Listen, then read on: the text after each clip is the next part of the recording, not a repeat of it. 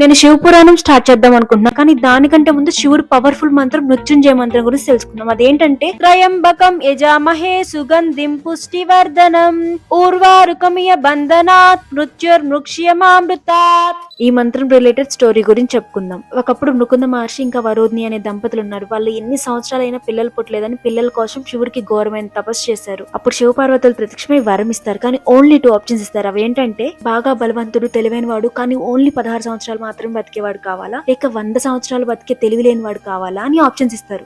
అప్పుడు ముకుంద మహర్షి తక్కువ ఆయుష్ ఉన్నా పర్లేదు, తెలివైన కుమారుడు కావాలి అని కోరుకుంటాడు. అలా మార్కండేయుడు జన్మించాడు. చిన్నప్పటి నుండి శివుడిని ఆరాధిస్తూ కాలం గడిచి 16 ఇయర్స్ వచ్చేసాయి. అలా 16 ఇయర్స్ వచ్చిన రోజు యమధర్మరాజు ఆయన ప్రాణాలని తీసుకెళ్ళడానికి వచ్చాడు.